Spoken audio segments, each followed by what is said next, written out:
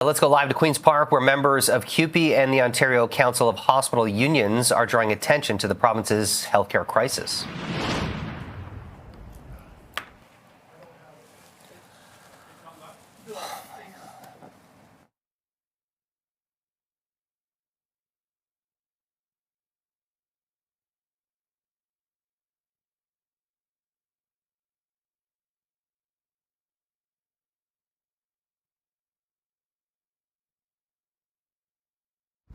Doubled in recent times.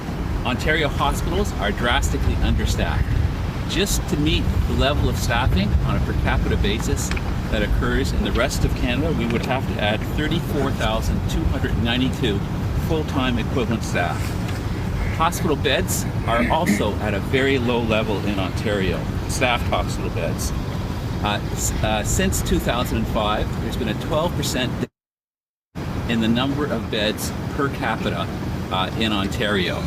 That has occurred despite the fact with significant aging of our population. The population 65 and older that occupies 60% of our hospital beds has grown 77%. Just to get back to where we were in 2005, we would need to add another 4,700 beds in Ontario.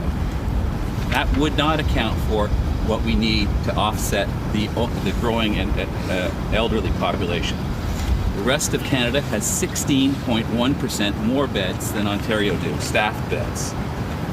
Ontario is a complete outlier compared to other developed nations, where there's 4.1 hospital beds per 1,000 population. Ontario is at 2.23.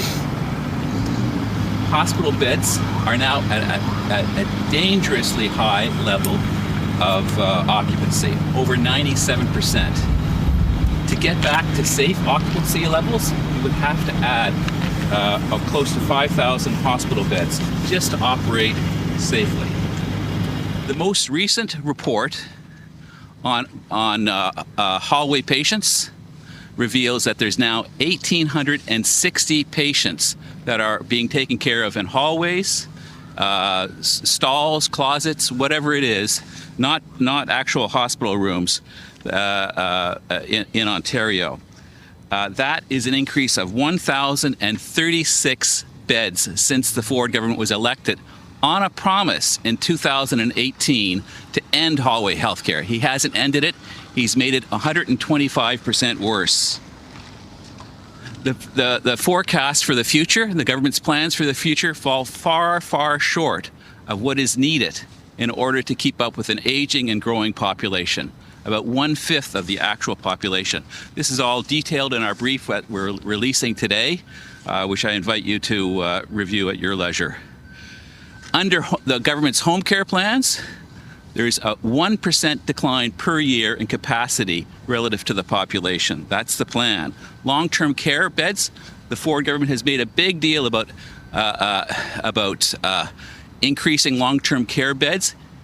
In fact, that's been an utter failure. Utter failure. They promised 30,000 beds by 2028 and 15,000 extra beds by 2023.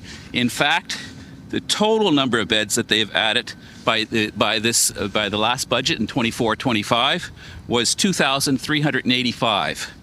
That's a small fraction of what they promised to deliver. The result is that the number of long-term care beds per relevant population, the 75 and older population, has declined significantly. We now have 61 beds per 1,000 population, 75 and older.